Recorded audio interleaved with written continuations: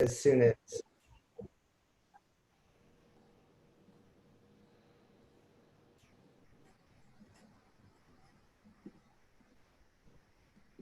I don't know.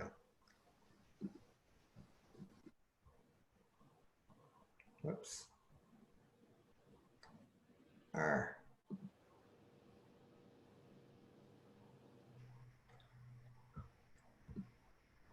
Okay, so I see participants are joining. Great.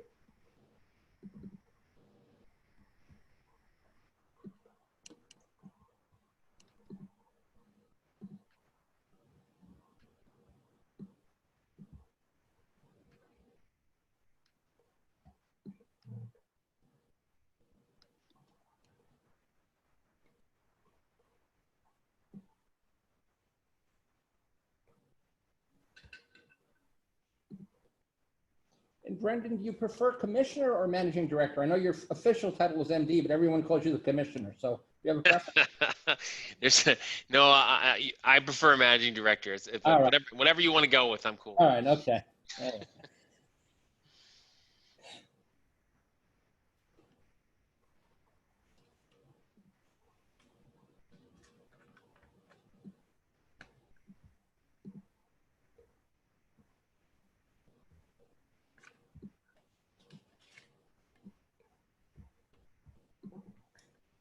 And Jacob, who do you work for?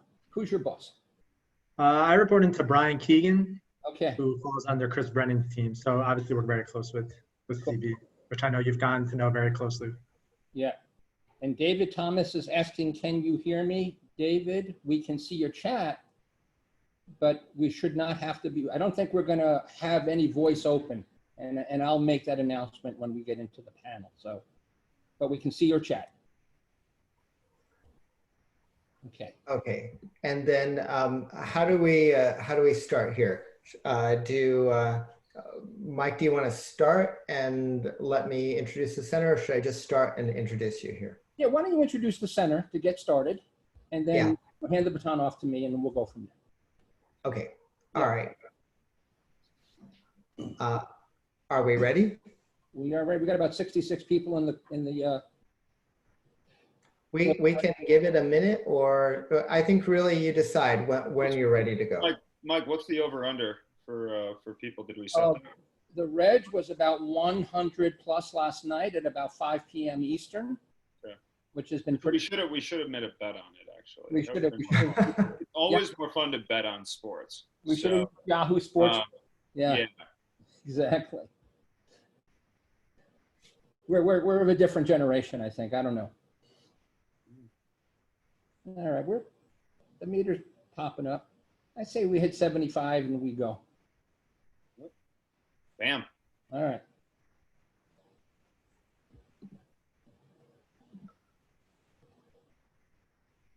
Okay. All right. So I think we're going to go ahead and start.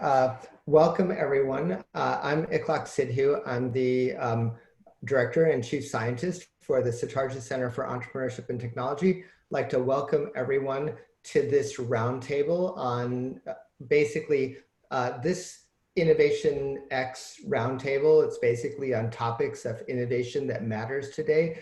Today we're going to be talking about fan engagement. And I will let Mike introduce our distinguished panel in just one moment here.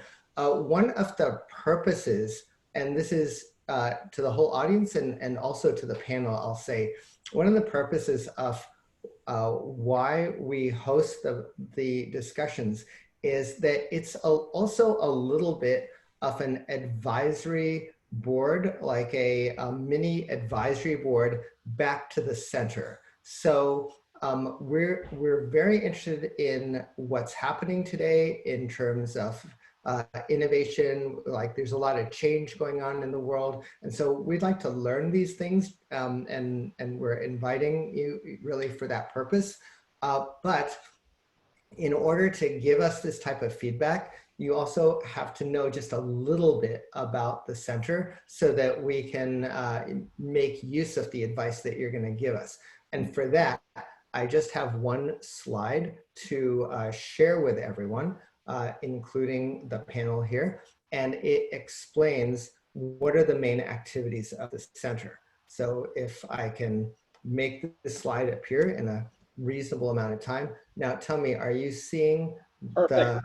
you're seeing it correctly? Okay, wonderful.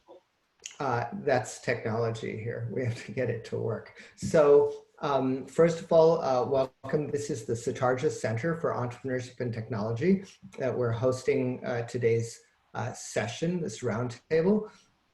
Our goal is to empower innovators to positively change the world. And we do that in really three major categories.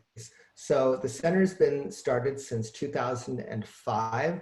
One thing that we do in the center is that we teach people the skills of being an entrepreneur or being an innovator.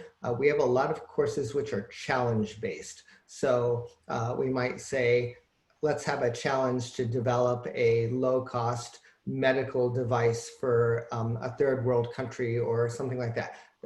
They can be in all kinds of different areas. We've done sports-related challenges before. So in this whole category of Berkeley Method of Entrepreneurship, there's challenge-oriented classes.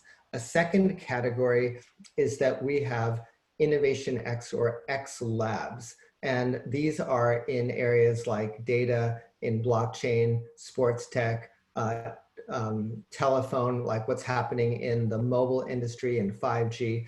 And they're all like very different ways for industry and academics to work together in kind of colliding and mixing concepts and developing technology and also developing ecosystem. Our third category is professional and global education. I highlighted in yellow examples. So we have an engineering leadership program.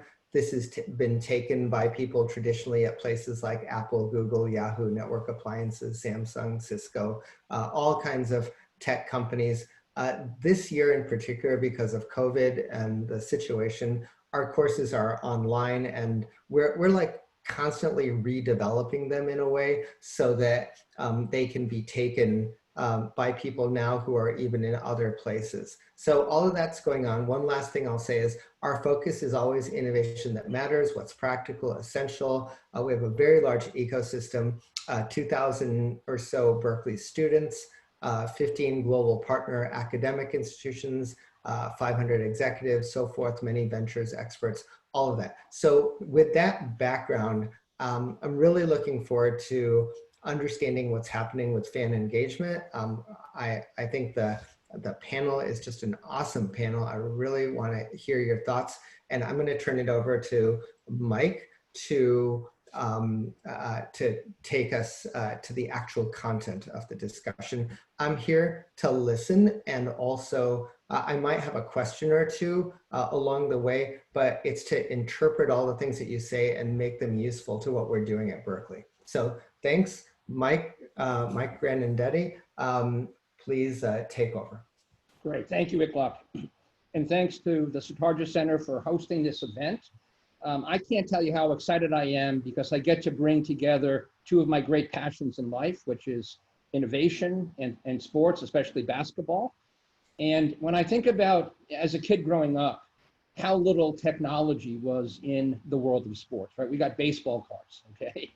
We had Chuck Taylor Converse All-Stars. I mean, it was pretty basic stuff. And when you look at the world of sports today, and as I had the opportunity to prepare for this panel, the more I research, the more blown away I am with what remarkably disruptive changes are happening in the world of sports. So we're going to talk today with two members of the National Basketball Association, as well as Michael Crowman, who spent 4 years, formative years in his career in the NBA before launching into a career as a sports tech entrepreneur and sports tech VC. Now, why the NBA? For those of you who come to the Satarja Center, obviously innovation is important to you. Fast Company named the NBA as the third most innovative organization on the planet. Now think about that for a second, okay? Many of you are watching us from Silicon Valley. And here we have a professional sports league headquartered in New York, but clearly doing something right. And what I've always seen is that they've been fearless in adopting pioneering early technologies for competitive advantage. And I think we're seeing that firsthand today as we see this tale of two cities between the NBA's remarkable success in the bubble with no COVID whatsoever. And all the news about the NBA is about the games, which is the way it's supposed to be. And the news about a lot of the other leagues are about a lot of things that are a lot less interesting to us, like how many people are infected on these teams. So this is an organization that has really proven its mettle. And as a result of that, I think we all have a lot to learn, not just professional sports, not just entertainment, but I think any organization that is trying to engage their customer base today digitally is someone who will benefit from the insight. So with that, I want to first welcome our amazing panelists.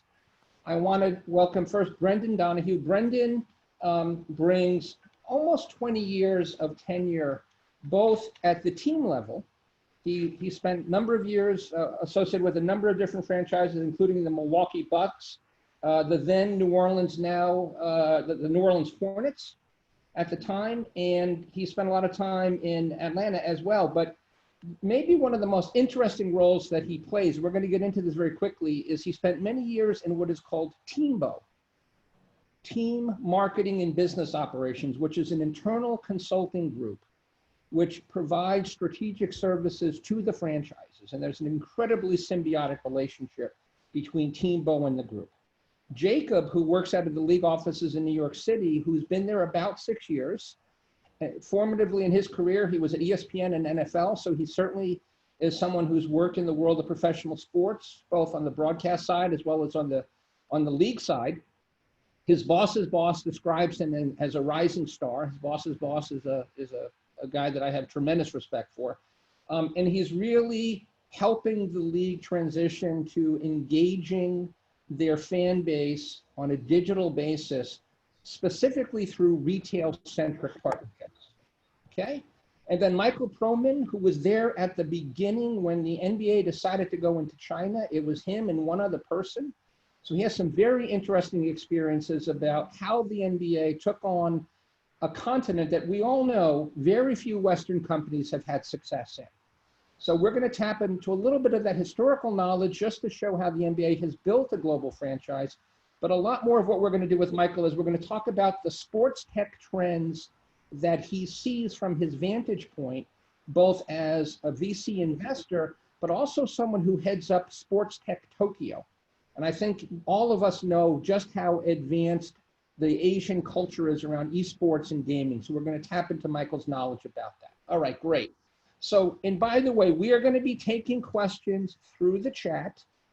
And every, let's say 10 minutes or so, I'm going to pause, and Jennifer Nice, who's not on screen right now, will be kind enough to push some questions my way, and we'll try to get some of your questions answered as we go through this panel. And of course, for those of you who are interested in the Sports Lab, we would love to hear from you about potential collaboration going forward. So Brendan, Commissioner, if I can, Managing Director, tell me a little bit about what TMBO does. Obviously, it's got an incredible reputation in the world of professional sports, and many of its former employees have gone on to run teams and leagues of their own. Yeah, so it's a group that started about in the late 90s, about 25 years ago. Something that David Stern really believed in and Adam Silver has really doubled down on. Yeah. And so, I mean, in the vein of innovation, I think the NBA teams quickly bought into the notion that while they competed on the court, they actually were better off working and learning from each other off the court. Yeah. So TMBO is a group that 40 plus folks that are on the road consulting with our teams, kind of finding best practices, and then in real time sharing what's working so that all the teams benefit from it. So it's I think initially there was probably some skepticism about sharing information or sharing data that you would expect in the world of consulting in general. And right. I think now though teams there's anywhere from 6 to 8 league meetings on a yearly basis, and they've gotten very specific and granular across every kind of segment of the business, whether it's sponsorship, ticket sales, leadership, etc. Yeah. And one of the stories you shared with me during our prep is as we now start to talk about the 2K League, right? And again, the harmonious relations between the league and the teams, I think, is very important to understand, because as you mentioned, right, the esports focus and the 2K League was really based on interaction between the teams and Teambo. And you talked a little bit about what they were seeing and how they brought that back to you. Can you share a little bit about that? Sure. So I mean, no questions. I mean, the majority of our governors who of NBA teams, they own arenas, and so if many of them were booking these League of Legends events, and all of a sudden they would sell out in 10 minutes, Yeah. and so they would go and witness these firsthand, and they clearly saw that something special was going on here, and this might have been 5 or 6 years ago, and they quickly kind of came back to the board of governors meetings we host with all of our teams, and they were sharing kind of what that we need to be in this space. And Yeah. so that quickly matured into a conversation, between the NBA and one of our best partners in Take-Two or 2K. Yeah. And so it quickly matured into, hey, we need to do this ourselves. And so the 2K League was born out of that. Okay. And here we are now, we're 3 years in. And I know that there's been so much talk about the bubble around the players, but clearly you also had to do quite a bit of shuffling around to keep your league moving. So can you talk a little bit about how you were able to do that? And what were some of the challenges and how you worked your way through the COVID-19 impasse? Yeah, of course. As I would say, kind of, again, in the vein of innovation, I mean, who would have known that COVID has been the mother of a ton of amazing innovation, including the fact that we're all talking on a Zoom call, across the world. So I think, we no longer could safely play in our studio in New York and travel players in and out. That no longer was an option for us. So we quickly pivoted to, creating a version of the game that could be played remotely.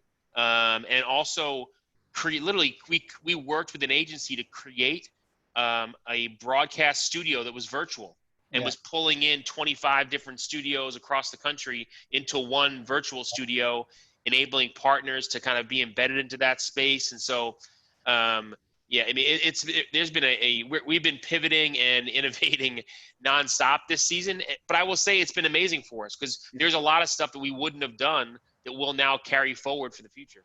And what would be the one thing that you were just completely convinced that you're going to carry forward, that the lesson is so enduring that, you might have never guessed you would have done it, but now it seems like it's such an obvious thing to do going forward? I think the virtual studio just opens up remote gameplay for us and allows us to, hey, we can host games in Europe, we can host games in China, in California, wherever, and I think we can pull that into one one virtual studio. And I think that's one that I think why we won't do it exclusively in the future, because we believe in our live games in person. It'll be a part of a hybrid setup, I would imagine. Okay, great. And thank you so much for that, Brent. So Mike, let me ask you now, so here you are, you're sitting in Asia, you're expecting the Tokyo Olympics to happen and looking at it as a very pivotal event. Of course, it's been postponed and there's still talk about will it actually happen or not. But from that vantage point, right, I think you shared a statistic that out of the 2.3 or 5 billion gamers on the planet, a very substantial part, 1.5 billion, are out of Asia, right? So you've got this massive esports gaming world, and there's a culture there, right? So, and I know one of the cultures is it's an open innovation culture, right? It's a culture of sharing and doing extension. So can you talk about how you've seen that gaming culture evolve in Asia and what we might expect globally as a result? Yeah, I think, first off, thanks for having me here. This is fabulous, and certainly the folks at Berkeley for putting this together. I think in general, right, I mean, it is a massive culture of gaming in Asia, and it's very much a microcosm of the entire world, as Brendan mentioned. You look at some of the kind of beneficiaries of COVID or the tailwinds, and gaming's at the top of the list. There's no question. You look today, right? I mean, look at the news of Epic with the investment, $17.3 billion valuation right now. Yeah. Okay, just to put that in perspective, DraftKings is 12. Yeah. Live Nation is 10. Yeah. Manchester United is 2.5. Wow. Okay. Yeah. So if I told you even 6 months ago, 12 months ago, 24 months ago, that would be when you look at, publicly held companies in the sports space, where Epic would be, nobody would have guessed that. Right. That's extraordinary. Yeah. So when you see figures like that, it's just a reinforcement of what's going on and Yeah. where the trend is going. And so when the NBA, I think, is kind of a pioneer in technology and certainly has the foresight that's better than a lot of the properties out there, Yeah. sees the opportunity, they kind of go all in. Right. And you're seeing that right now. Obviously, everyone's trying to play catch up. But with respect to Asia, just kind of taking the conversation back there, esports gaming, people were doing it back in the 90s, right? Before it was even cool. Yeah. And so you have this kind of legacy culture of gaming Yeah. that arguably doesn't exist in other areas of the world. And you think about those kind of first generation gamers, Right. the folks that are my age, right? That are 40, that were playing in 1993 when they were 13 or 15 or whatever that number is, right? And Yeah. now they have kids of their own. Yeah. And so now it's just kind of almost reinventing itself. Right. And so that's where I think you see a lot of the surge right now, is that you have now for the first time multiple generations Yeah. under the same roof, and in some cases, multiple, 2 or 3. So that's really interesting. And then I would go one more step further, just kind of more broadly, of saying we are still very much in the infancy. And I think Brendan and everybody else would agree that 10, 20 years from now, we'll be looking back at this and being like, this is kind of like being in a gym in Springfield, Massachusetts in 1886, right? Yeah. And the reality is, baskets, huh? yeah, well, from an investor standpoint, that is what is driving so much capital into the space. Yeah. If I told you you could buy in to the earliest days of the NBA or the earliest days of fill in the blank property, Yeah. everybody would be, driving the price up. So Yeah. you hope that there's not going to be a bubble. You hope that things are happening responsibly. But all the trends you're seeing right now, and particularly around COVID, are only pushing in one direction. All right, that's great. And that leads to one last question for Brendan around 2K, and that's the vision. And I think to your point, Michael, right? For the first time, we see a team from China that's not affiliated with an NBA franchise up and running on the 2K League. But Brendan had shared a very interesting, very compelling vision for where this all goes. So Brendan, can you talk a bit about that? Sure. So listen, while we fully expect all 30 of our NBA teams to be in the 2K League at some point, Yeah. I think, we always had aspirations of this being a truly global league. And we took our first step towards that this past fall when we announced that, our newest franchise, the Genji Tigers of Shanghai. And so Genji has a great reputation in the broader world of esports. And I will say, as we look to expand, we're specifically looking to partner with organizations that can help us scale this. And so Genji brings a ton of, they're kind of tip of the spear in terms of player development and training in esports. They actually have the first ever esports school in Korea, in Seoul. They're going to actually, besides being a team in our league, they're also going to be kind of helping us identify players in China and across Asia. It's kind of part of the value they're bringing to the table. And so that's what we're going to continue to do. We envision having a European division, having an APAC division, certainly a North American division. But yeah, we envision having the Genji Tigers of Shanghai playing Knicks Gaming and well beyond that point. Wow, very exciting. All right, so I'm going to shift a little bit. And if there are questions around 2K specifically, now would be a good time to put those in the chat, and we'll curate those with Jennifer's help. So Jacob, I want to go to you if I can. So we've seen this retail apocalypse. We've seen these many 100-year-old brands, Brooks Brothers and Lord & Taylor as of yesterday or 2 days ago, and Neiman Marcus, and all of these predominant retail brands just vaporize. And here you are working in the world of retail and creating partnerships. And clearly the world has shifted. The tectonic plates have shifted. So what is going through your world right now? How are you reacting and adjusting to this profound shift? Yeah, I mean, we have a saying within our group that, retail isn't dead, but bad retail is dead. And, I'm not breaking any news here, and you kind of alluded to beforehand that, the effect of COVID and what's that been in the brick and mortar retail, it's been devastating, to put it frankly. And, disposable income has dropped substantially. Foot traffic is nearly non-existent. And you see, a lot of stores closing every day. And brands going, bankrupt. So brick and mortar took a hit. But as Brendan kind of alluded to earlier, when you have an obstacle like this, it usually breeds innovation. And what we're focused on is, okay, and the brands that we're trying to help brands with is, okay, what innovation is this now building up? Like, how are we now using this as an opportunity to then drive better parts of the business? So we've seen a lot of and positive stories around driving business, e-commerce, direct to consumer, kind of support that business, omni-channel experiences and having that buy online and pick up in stores. So there are stories to be told. We think good retail will still be in existence and we support that business. But if you're not innovating and if you're not, staying one step ahead, then you will fall back into the pack. All right. And I know that you have a partnership with Fanatics, right? So I'm assuming there's some significant focus right now.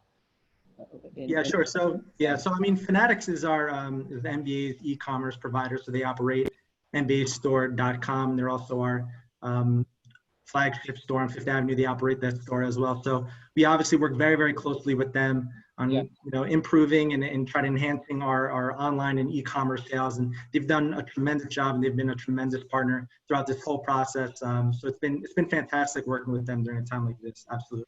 All right. And I know, certainly digital and social falls within your domain. And there's no question, social commerce in China through WeChat and Ant and others has been so far ahead of anything that we've been able to do. Given that you have a tremendous franchise and you've had a lot to learn, what are you bringing back? What are some of the best practices you're bringing back around social commerce and e-commerce from other parts of the world that are ahead of us right now? Yeah, so I mean, if you think and look at that even from a broader lens, structurally, the NBA has incredible advantages. The fact that we have offices around the entire world, right? We have offices in Asia, Canada, China, Europe, Latin America, and so forth. So the fact that we have people on the ground in those locations providing feedback and have the pulse of those, regions to then share what trends are emerging from those areas back to the US that we could then implement is tremendous value. So you mentioned WeChat beforehand, and one trend that we're seeing that's kind of budding here in the US is actually QR code technology. And while QR code technology is not necessarily something new, it actually, given the fact that we've had updates to our phones, there's now an opportunity that the technology has now matched the fact that QR codes can now be implemented in a more seamless manner than it had beforehand. So, if you're in China, if you're trying to add in a new contact, you would actually scan someone's code, whereas typically in America. I'm going to take a question. Oh yeah, I'm sorry, Jacob. The voice is breaking up a little bit, so please continue. Oh, sorry. So now, so I'm just saying, QR codes is obviously very important, something that we continue to monitor and trend. And the other one I would just quickly mention is virtual influencers. The fact that brands are starting to use CGI technology and using those brands and virtual influencers to drive brand awareness is something that's slowly picking up steam here that people should, be aware of.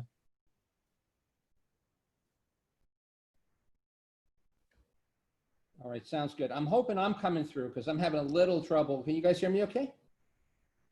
Yeah, all right, great. So I have a question that came in through the chat, and this is an esports related question. I know we had a little bit of a discussion about this before. I think there may be a unique company working on this, but the question in the chat is, how do you see metadata analytics for the esports gamers as an opportunity on how to identify not just best players, but to look at their skills?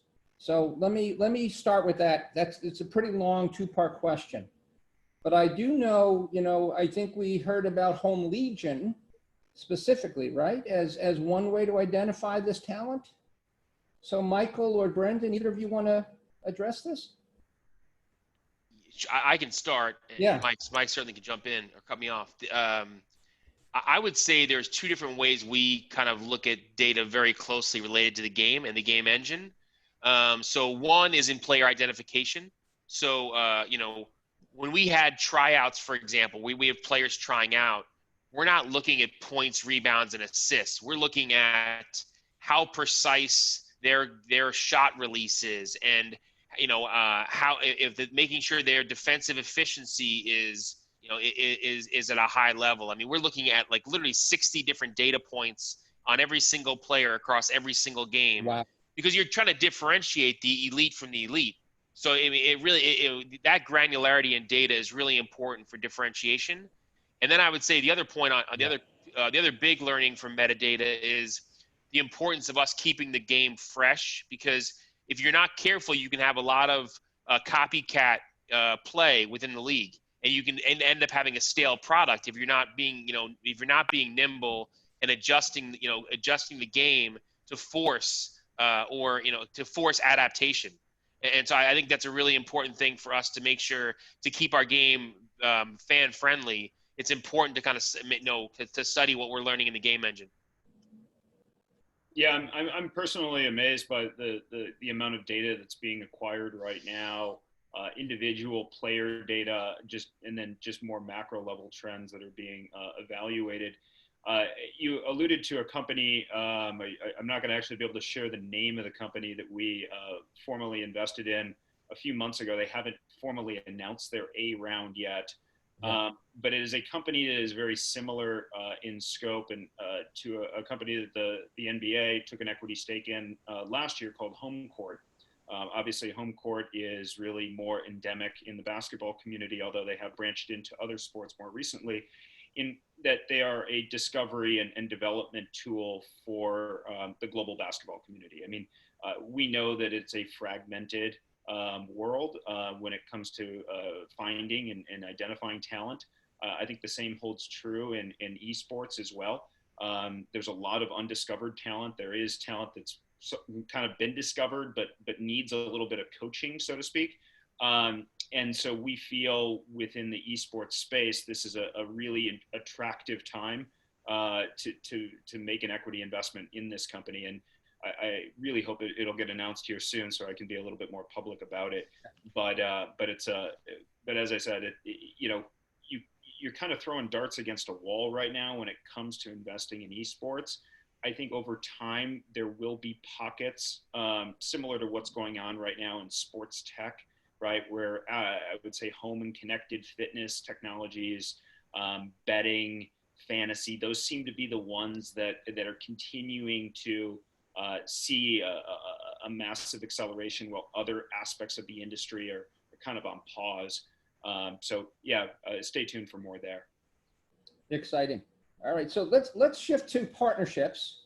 And there's one very important partnership that we're all benefiting from right now. And Jacob, I'm going to direct this to you, but anybody who wants to comment, and that is Microsoft and the NBA have created a level of fan engagement that's actually quite surprisingly satisfying compared to other alternatives that I've seen on TV.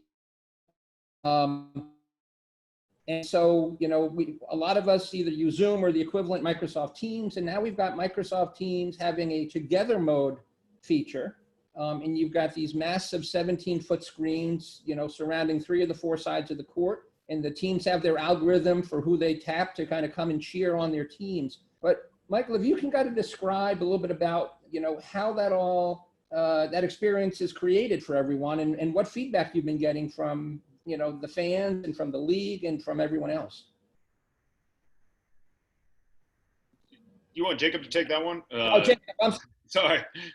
Jacob, I'm looking at you because you're full screen right now. I'm looking at you, and yes, Jacob. Yes, sorry about that. Yes, Jacob. Yeah, I mean, as you said, the Microsoft Teams virtual fan experience is an excellent example of how we're using technology, leveraging our partnerships to connect with fans, to bring them closer, to the NBA brand and family. And the truth of the matter is, out of the millions and millions of NBA fans around the world, the reality is that majority of our fans actually will never be able to attend a physical NBA game in person. So working with Microsoft to be able to simulate that in-game and in-arena experience, a huge leap forward that we've made, and really opens the doors for many opportunities far beyond just the season. And I will add, not only are the teams being able to leverage kind of the screens that you mentioned beforehand, but our partners as well. And it's been a great opportunity to extend that olive branch to our partners for them to engage in their consumers as well. So, I mean, when you talk about innovation and breeding during a time of a pandemic, I think this is, example number 1 right up there in one of the best examples I've seen in terms of really, really capitalizing on a situation that has far beyond reaching ramifications beyond, just the next couple of months here. So does this mean that you're already putting together your TikTok strategy?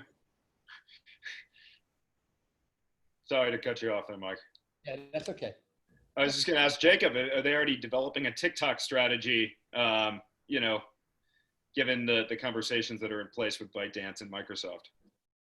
Well, we'll see if TikTok is still around, I guess, in a little bit, Yeah, right? exactly. They're going to be But part yeah. of the partnership family here soon. But I think all conversations are on the table at this point. Hey, Mike, if you don't mind jumping in, if I jump in, Well, please. just I think one important point, and I think Dr. Sidhu mentioned this early on at the beginning. I think what's gone on around the Microsoft Teams use in Orlando is also speaks to kind of change leadership. And I think what Adam Silver said to all of us at the very beginning of this, when the pandemic started, was, those organizations that double down and invest during these tough times will come out flying ahead of the competition when and I think that's exactly what I think's gone on. And so I think making sure you have the right setup for innovation and from a leadership perspective is so important. I love it. And it's very funny, right? Because obviously in a very different world, there's a company called Cisco Systems. And Cisco is a company, John Chambers was the CEO of Cisco, and I have immense respect for him as a leader. And he always used these dips to double down on investment and to separate himself from the pack. It says everything about, again, the fearlessness I spoke to earlier, that you guys are willing to jump ahead of the pack because you already had a TikTok strategy. You were very early on TikTok, very early on Twitch, right? Very early on YouTube. And and it just says everything about the mindset, right? Innovation is as much about mindset and culture as it is, and you're creating more distance, right? I mean, someone described this as a tale of two cities. It's exactly what it is. So let me talk about another capability that may or may not be ready for prime time. So I know the Verizon relationship with Riot using VR, and there's a partnership between, Verizon, Riot, and the league. And I guess they're integrating 12 games through the League Pass subscription.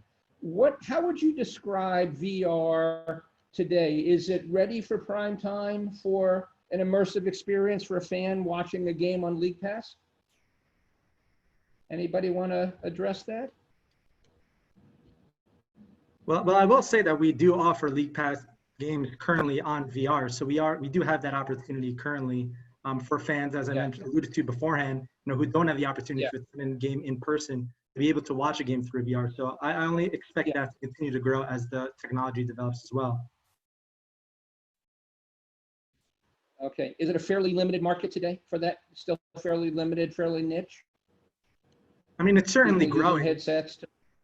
It's certainly growing. I think maybe Michael could speak more to, just the overall adoption of VR. But I think as more homes and households start having VR headsets as common as they do, a PlayStation or an Xbox, I think you'll only see that continue to grow. Yeah, I think that's a great point. Okay. One of our portfolio companies that's probably well known to Jacob and others is a company called Little Star. And so they're doing a lot in the VR space, particularly around live entertainment, gaming, professional sports, etc. We see that space growing exponentially. We really do. And I know it's interesting, everyone talks about VR kind of being a thing of 3 or 4 years ago, and it's past us. I think this is kind of that second generation of VR and what it means. You talk about, Jacob, QR codes, right? And it's making a furious comeback. You can't go to a restaurant without basically finding the menu on it. You can't get information without it these days. These are things that I think we left for dead. And then, so in many respects, we're just finding new ways to utilize this in applications. And that's what excites me the most, is that as long as there's an engaged audience and you have relevant technology, so much of it is just timing. And for a lot of the entrepreneurs who have joined us today, I mean, good and bad, right? It's you can have the greatest idea in the world, and it's just the wrong place, wrong time. Yeah, this is classic Amara's law and the Gartner hype cycle, right? And the travel of disillusionment, and at some point you find an application and it works. So, all right, so let's talk about now sports tech, and let's talk about some really advanced. So one of the many very interesting entities underneath the Satarja Center is their blockchain accelerator. And I guess I want to start off by looking at this relationship between the Sacramento Kings and the league, right? The Kings, of course, are a pioneer in the use of accepting cryptocurrency, just as one small example. We've seen this relationship with Dapper and this NBA Top Shop, which is, you know, yet another example of the adoption of blockchain. So it looks like this is we certainly saw it with FC Barcelona, their cryptocurrency, as a way to create a little bit more engagement with their fan base, and that thing took off like a rocket ship. So what can we say about blockchain and crypto as it comes into professional sports in general and the NBA in particular?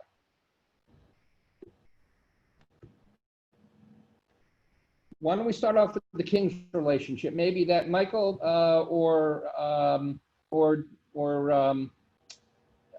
Jacob.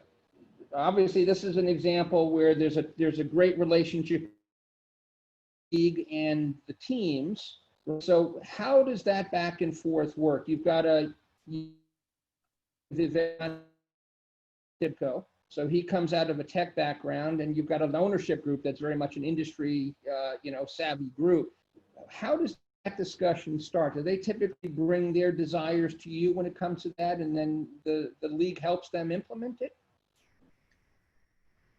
Well, I think that goes back more to, the discussion of things going both ways, and, the league working in partnership with the team on activations they're looking to execute. But I'm by no means, a cryptocurrency expert, so I'll leave that to someone else. But I think the larger story here is that you could kind of expect more teams and vendors and partners to create these specific programs that are endemic to like the region that they're in. So blockchain is almost synonymous with, Silicon Valley. And so it makes sense that you have that partnership with the Sacramento Kings. And I think, we've seen at least with Nike. Nike, I think, is a great example of introducing their City Edition jersey about 3 years ago. And what they do is the City Edition theme is to draw fans closer to the teams, right, by taking specific features from the team's locale, whether it be architecture, music, landmarks, mottos, and create that connection and ties back with the fan, right? So, for example, the Brooklyn Nets, they had the Coogee pattern that is synonymous with Biggie on their City Edition uniform. So I think what you see is that more brands are starting to create these geo-specific programs and personalizing and making that connection with a fan on a really specific and engaging attribute that's not just personalizing to what the fan wants, but where the fan lives. I think that's maybe like the larger story here that we should pay attention to. Yeah, I couldn't agree more. I think, again, very timely news, right? I mean, we scheduled this webinar and this session with perfect timing. And today, you probably saw the news about CryptoKitties, Andre Iguodala and Dinwiddie investing, in their $12 million round. It just, again, shows you that not only are NBA players tech savvy, but they're also kind of on the forefront of where things are moving in various things. And I know Jacob knows the company, obviously, collectibles, what's going on there. It's an exciting time just broadly. You're starting to see more and more players become investors. I mean, you could argue the VC, and this is cliche to say, right, is the new steakhouse for athletes. They see the technology on the court, they train with it, they recover with it.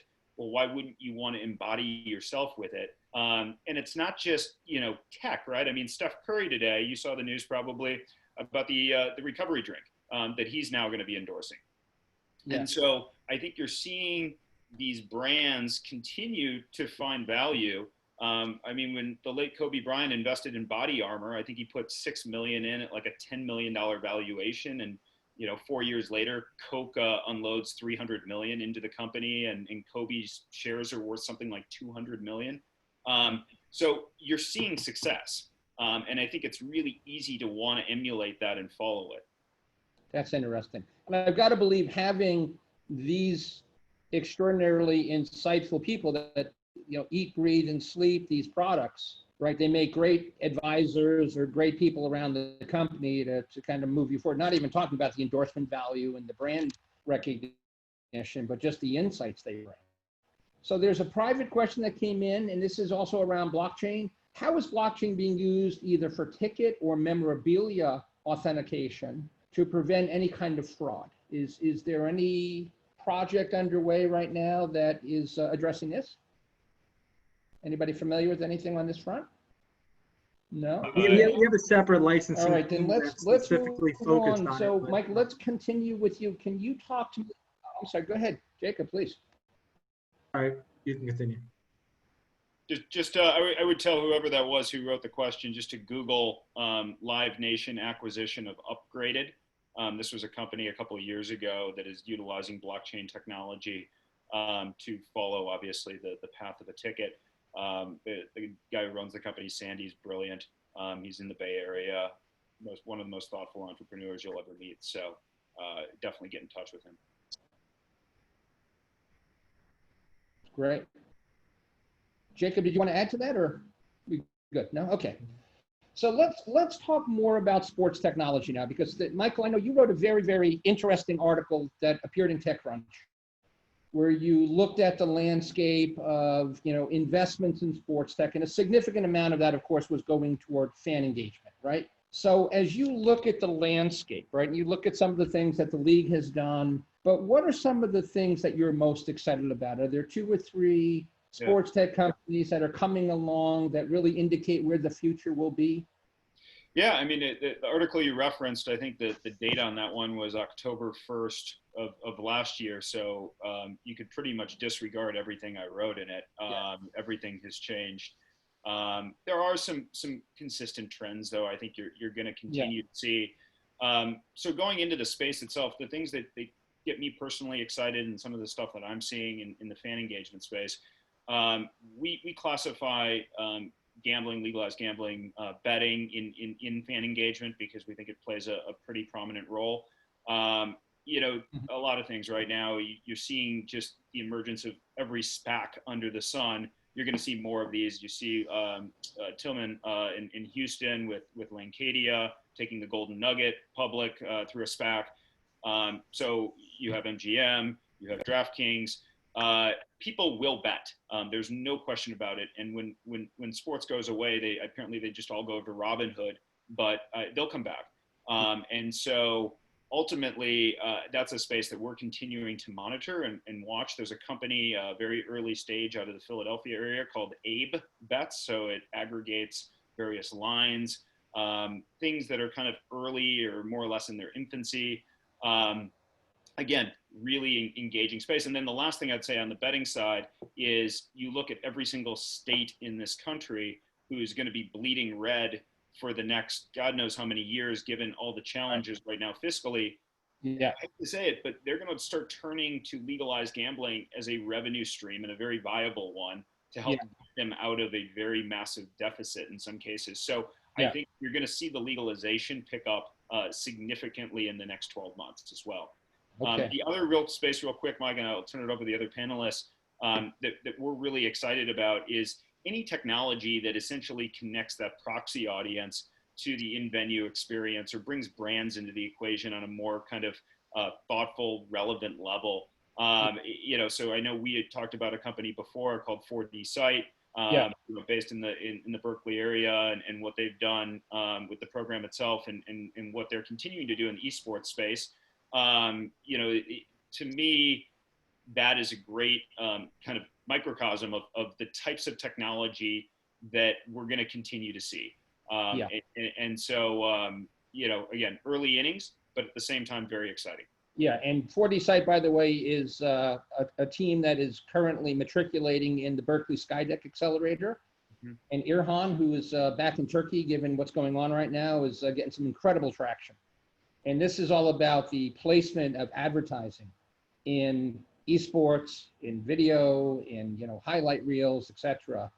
And it's been an amazing thing to see how quickly they're getting out of the gate. Absolutely. Jacob and Brendan, what's your crystal ball telling you guys? What are you seeing that's exciting right now?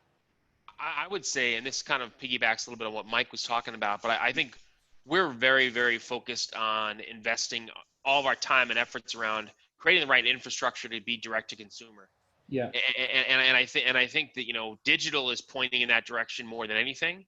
I mean, and this idea of providing more personalized experience, whether it's someone who was interested in gambling on the game or someone who wants to buy the sneakers that Steph Curry's wearing and being able to do it in real time while they're watching the game. And so I think you're going to see over the next, 5 years or so is these companies, it's the ability to embed that type of, commercial experience inside the content is going to be a game changer for just how people consume. And I think the other thing I see, and we see it most in esports, is our fans want a voice in that process, in a voice in innovation and what they're experiencing. So, what we have our Twitch broadcast, the Twitch chat's going on, and we're getting real-time ideas of what they want to see. And, it literally leads to our broadcast meeting during the week. And we're not waiting year to year to make adjustments. We're making them week to week. And fans will literally freak out if they see something they asked for the week before embedded in the next broadcast. And you, by the way, you give them credit for it, even down to a personal level. It creates an unbelievable amount of engagement. Awesome. I love it. Jacob? Yeah, I mean, Brandon hit it, the nail on the head in terms of our focus on D2C and direct to consumer. And I think one of the big things that we look for, when talking to vendors and trying to integrate their technology is to make sure that the innovation that they're bringing and the technology that they're bringing can change and is fungible with what we're producing, because the climate, as we know, is constantly changing. So we need to make sure that, the technology that's being embedded can be changing for the fan. It can be changing as an organization internally. So we're definitely going through that process now, and we're in the early stages, but it's absolutely a focus, the D2C focus for us in the future.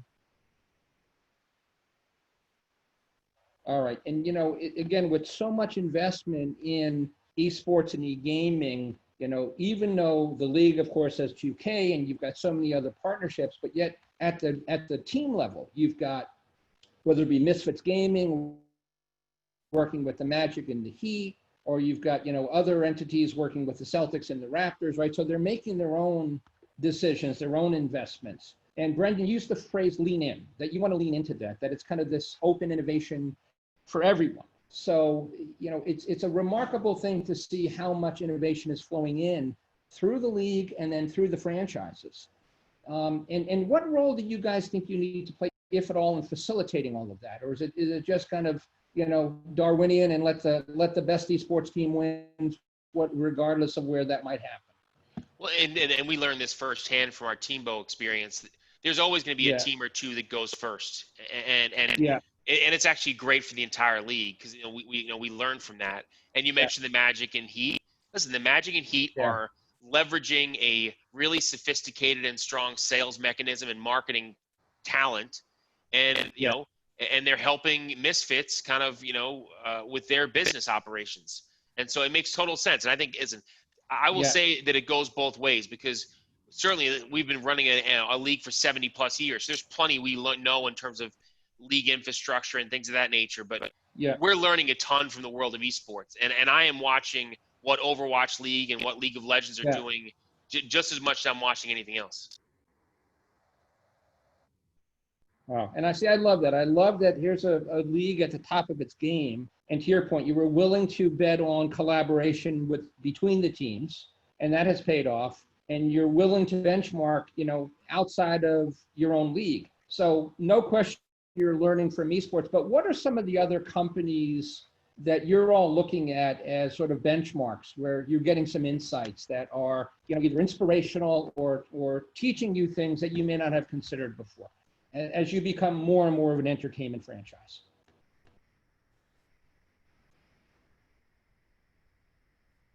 Yeah, at least sorry, you go ahead. Now, I was going to say, I think the beauty of innovation is the fact that it can be found anywhere, and it isn't just restricted by, a league or sports league. So we certainly, and given my role, I'm certainly paying attention to what's going on in other leagues and teams and staying very close to what's trending. We could definitely look for inspiration and innovation in other places. And, an example that quickly comes to mind is, what Amazon did with their lockers. And we saw that and we said, hey, why aren't we, or how could we, use elements of that in our business? So, during the last All-Star game, we actually had, our version of lockers set up where fans can purchase, All-Star merchandise through the app, our NBA app, and pick them up in lockers to save time hacking out in retail. So I think inspiration and innovation can come from everywhere. And I think part of what makes the NBA so great and innovative is that we're not restricting ourselves to boundaries of just sports, but it spans across all industries and all different brands and like. So I think as long as, as everyone here continues to realize that innovation is limitless and, there are opportunities are everywhere, I think that's a strong lesson to be taken. That's great. Hey, No, Mike. please, yeah, Eclock, I want to, make sure we're keeping within our time commitments here. Yeah, no, but I actually wanted to kind of jump in with a question, if I could, and maybe I just narrate a little bit of what I'm hearing. So first of all, it's been like really like eye-opening, like great discussion. I got some points out of it, like definitely I see the NBA as being, very innovative. I love that you've been using open innovation, that, connecting between different teams or like picking up from different parts of the world in terms of what you're doing. I got this message that COVID has been an accelerator. I think I'm hearing that across different industries.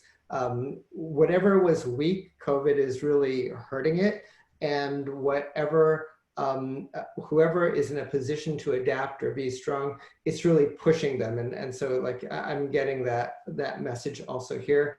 I like your points about people on the ground are helping to know the trends, the whole global discussion, very helpful. Also this interconnection between the virtual world and the real world, and how you can use so much data in like this transition that's going on. I wanted to see if I could wrap all of that back and see if you could answer or help me think about, given all of this, what do you look for? How could a academic institution either engage, or what would you look for from an academic institution to support the type of things that you're now doing, the companies that you see going ahead? Where do academic institutions play a role? That would be my like big takeaway that I'd like to get out of it. Yeah, it's a great point. I guess what I would say from an academic perspective that I think is still a missing piece is I think the world of marketing is changing dramatically in terms, and the use of data and to be nimble and to be as quick and to be quick to change. I think it's making potentially your marketing more specific and more segmented, but I think trying to figure out the premium that comes along with that. Because I think, we have an audience, for example, that is significantly harder to reach through traditional channels. They're consuming content in a way that the world hasn't figured out yet, and marketing hasn't figured out yet. So as a result, I think we end up with a premium audience. And what's the value of personalization? So if I can feed you exactly what you're asking for, in real time, what's the value of that? Am I all of a sudden getting $48 per consumer versus $1.50? And I think that's the part I think is, it'll make me change the way in which I market my product and maybe what I pursue. Okay, just on that point, and I don't want to go too tactical here because we're really listening, but we would love to have a follow-up conversation with you, because you may know that we teach, a very large course called Data X, and we have data, AI, machine learning skills, like 200 students at a time. Some of these projects relating to what you can know about personalization or data, we can have teams of students actually working on those things. So like, not to figure it out now, but maybe that's a possible next step engagement. Great. Yeah. Any other ideas from your perspective? Yeah, a couple of things. I mean, I think academia plays a massive role, and I think it boils down to something quite simple, and it's problem solving. I mean, that's what startups are doing, and they're addressing pain points and scalable problems. And, I think the other thing as it relates to this conversation in the NBA is, in many cases, the individuals going through these institutions are right in the sweet spot of the NBA demo, which is substantially younger and always looking for the next big thing, right? So I think tapping into that avidity and understanding kind of what they're passionate about is what ultimately is going to help brands like the NBA continue to learn and evolve. I think, the big thing for me is just, and maybe this is just kind of side point, right, around COVID and therapeutics and vaccines and all those things, but a lot has been in the news these days about Moderna, right, and that they're taking much more of an AI type of an approach to science. And I think it's very consistent with what you're seeing. You can say AI of diagnosing injuries and AI of diagnosing this and that from a sports tech perspective. But to Brendan's point, I wonder when you can start layering AI into fans and insights and almost kind of predicting how they're going to react, when they're going to react, and what they're going to look for next, right? And I know that seems like, really deep tech, machine learning type of stuff. That's the type of stuff that we're really excited about as we think about kind of the next fund of investing. Okay, so that's great. You kind of brought up two ideas there, two topics. One is just understanding what this younger demographic wants out of sports. And, on that category, I could imagine a sports lab where the challenge is, what would make sports ideal for you, or like in your consumption pattern or something. So a lot of it is basically the creativity in your lifestyle and how do you fit with it. And then you could go into prototyping those kind of solutions for that demographic. And then of course, the second topic, which goes along with what Brendan was saying, was you can definitely analyze this data and make all kinds of automated decisions and automatically set prices. I mean, there's a lot of things you can do there just on the quantitative side. Okay, all right, very good. Mike, I think I'm handing it back to you, but that's like, we love these conversations because it takes us into these spaces that, we're not thinking about every day, but we're trying to build an innovation center and a way to engage the rest of the world that's meaningful. So, I'm just like, regardless of what you say from here, I do want to just appreciate the insight and the conversation that you're bringing into our circle. Yeah, and I want to echo that, Iklok. I mean, I don't think we could have had three better panelists who each bring their own unique but complementary perspective. And they're all reinventing the future, right? They are reinventing the future of professional sports. They're doing it, through both technology and through passion.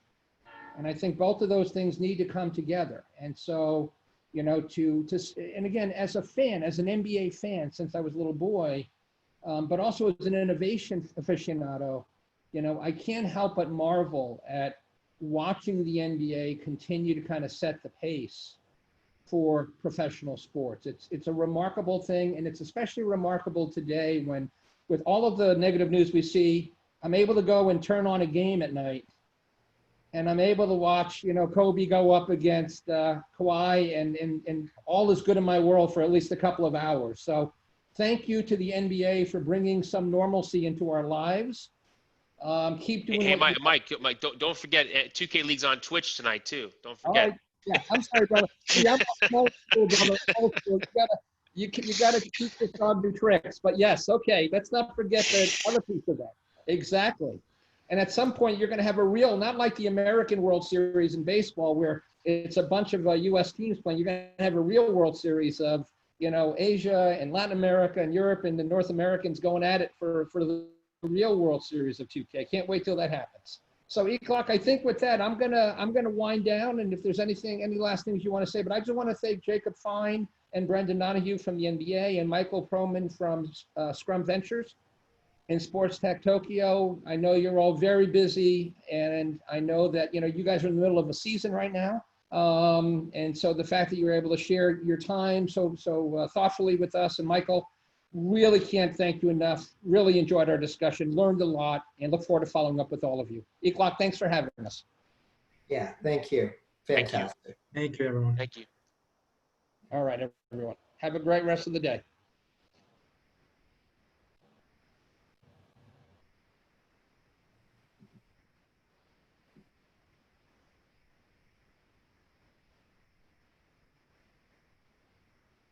Okay, I guess we're done, guys. All right.